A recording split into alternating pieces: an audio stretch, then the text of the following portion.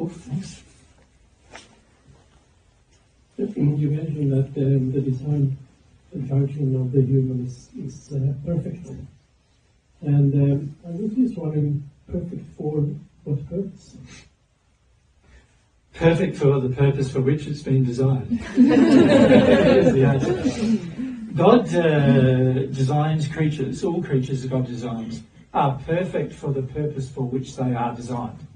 And the human, of course, being the pinnacle of that, is the pinnacle of that relationship between perfection and design. So we are perfect for the way in which we've been designed. Now, when I say we, many of you are thinking your body. Many of you are thinking your mind, your body, not thinking your soul, right? And this is where it's very important to understand the difference between what you are as a body versus what you are as a soul, right? The body is just an appendage. So when I talk about you, or when we define human, most people start thinking human body. They're sort of fixated on the human body. So the human body is a perfect creation. We'll talk about the body in a minute, but it's a perfect creation for the soul to experience itself in the physical universe. And we need to look at, there is three universes, obviously. There's the physical universe, the spiritual one, which happens after you die, and then the soul one, which happens after a union takes place between the two halves. And those three universes, you like, have to be experienced somehow. And the two of them that happen without the other half are there to prepare you for the other half of you. So the primary function of the universe is your playground to prepare you for the other half of you. So you recognise you are a sexual duplex. So it's very important to grasp that being a sexual duplex is a very fundamental principle about how your design's been how your soul has been designed and created. So your body has also is the perfect receptacle for your soul to use in the earth life, or the life in the physical realms, so that your soul learns the maximum amount of things it can learn while you're in the physical realm. Your spirit body has been designed specifically for the same purpose, but in the spirit realm. And we'll talk about the two bodies in a minute, but it's very important to see that the soul itself is the thing being educated, not your bodies. The soul is learning how to use those bodies, but it's only learning to use those bodies in order for the soul's development to continue. There will be a point in your future where you don't need them anymore to continue the development of your soul. And many of you are so attached to your bodies, you're thinking that that's going to be a major disaster, that you don't have them anymore. But actually, the higher you progress in your development, the more you realise your bodies are a limitation. So your soul has been designed with a design limit of being human. So I must say that. It is human limited. It's like speed limited. Human limited. You will never be divine, and never can come to divine without receiving a part of the divine. You have to receive a part of God in order to do that. Other than that, you are human limited. There's always going to be a limitation. But bearing that in mind, the soul is still two halves, still a duplex, still a sexual duplex. The design is the same. It's just how to go about actually fully actualizing the design. Well, that depends upon what you receive from God to do that. But the design itself is human limited, so that means without God, we can progress to the perfect natural man. In other words, being perfect per our human design at the soul level, we can progress to that point, but you can't progress beyond it. There's no everlasting or infinite progress for a soul who has not received a part of the infinite. The infinite, there is only one thing infinite, and that is God. Nothing else is infinite. The universe is not infinite. and the human is not infinite. But God designed the human soul with a special quality, and that is to receive a part of the infinite. It's the only creation of God that is the capability of doing such a thing. Now, of course, there's laws that govern how the soul receives a part of the infinite. And a couple of weeks ago, remember we talked about receiving part of the infinite when we talked about a relationship with God. But the soul itself, functionally, you could say has been designed with instinctual qualities, and also has been designed with qualities that it has to imbibe or develop, but also has been designed with the potential to receive parts of the infinite. So you could say there's sort of three main parts of its design. There's firstly its physical design, right? So how the soul has been physically designed or shaped. And a part of its physical design is the sexual duplex nature of the soul. A part of it's been designed with personality and instinct and all these things. And the ability to become self-aware is not a part of the physical design, it's a part of its learning. You could say it's a part of its education. Or another way of saying it is it's saying there's a part of you that is instinctual, a part of your design, and you've got no choice about that. And then there's a part of your design that's to do with your education, and you have every choice about that. There are the things you can choose.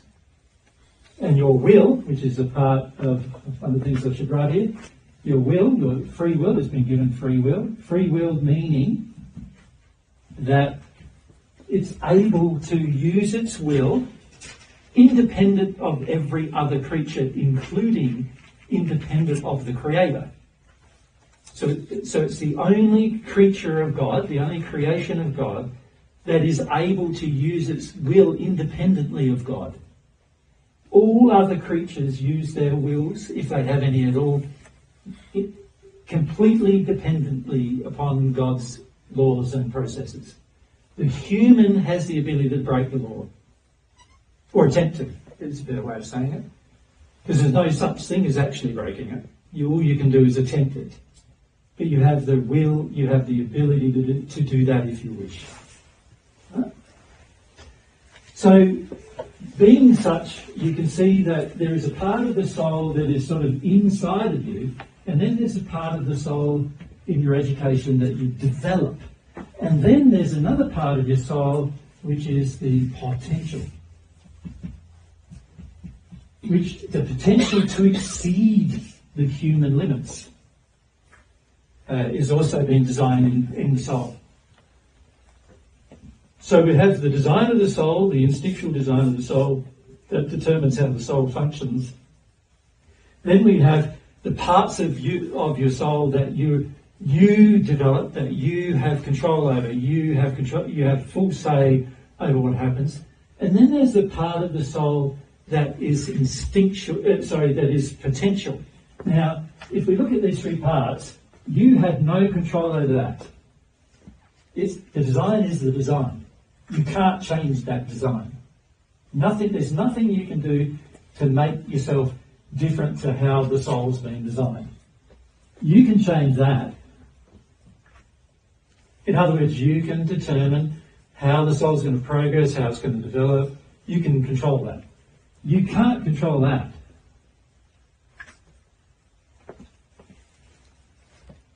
The potential itself exists by offer. You can't control the offer being given to you. All you can do is accept the offer. So there's the potential, and then there's the realization of the potential.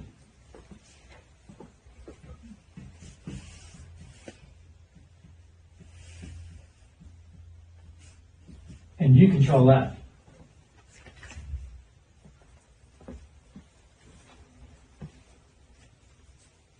So you could say what's happening for the soul physically and with its potential, that's a part of the design.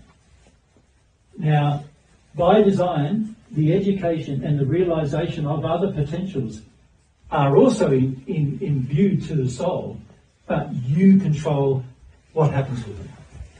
So you have some control over that. There's laws that govern those things, of course. There's laws that govern your education, and there's laws that govern the realisation of divine potentials.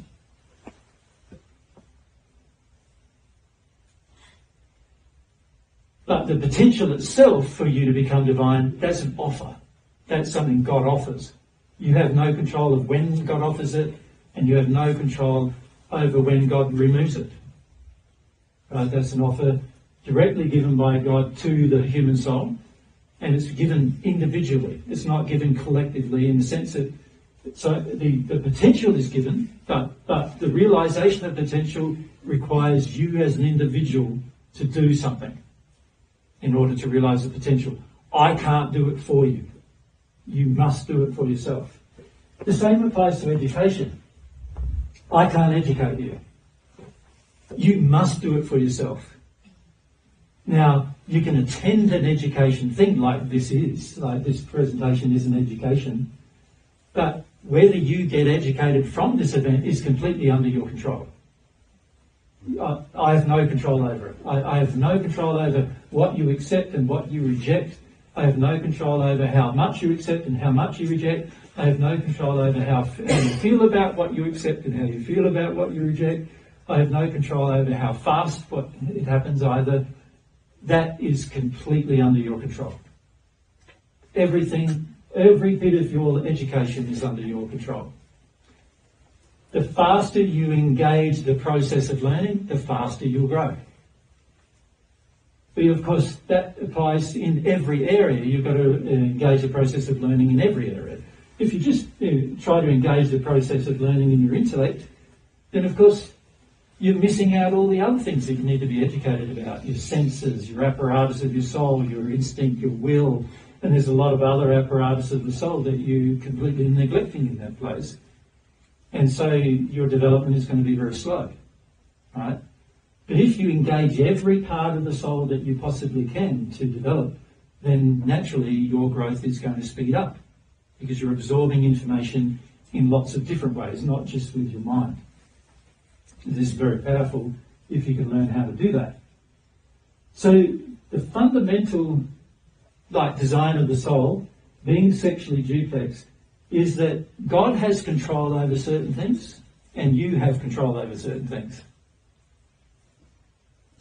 And you need to give up control of the things God has control over because it's useless trying to control those things.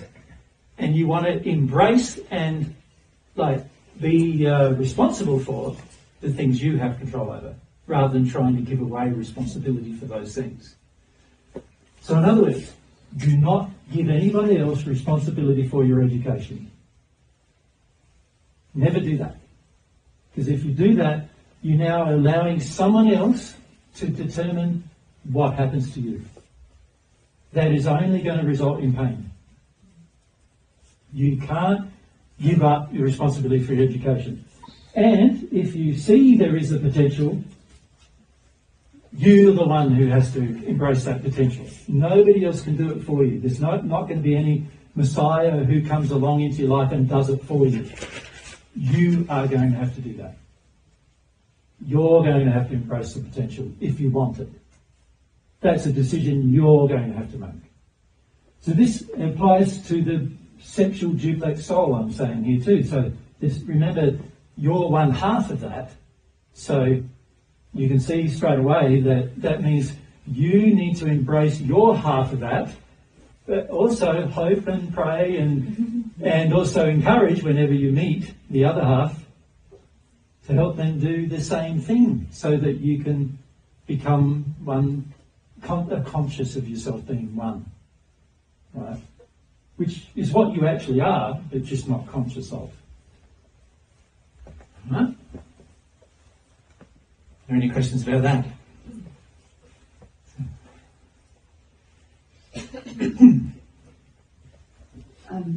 So there is no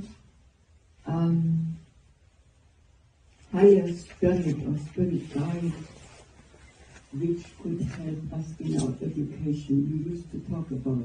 No, I never. So I'm not saying that. There's lots of helps you can get for your education. Yeah, thank you. But you are responsible for it, not them. So what you imbibe and what you choose to do and what you say you're going to do and what you're actually going to do, that's not up to them, that's up to you.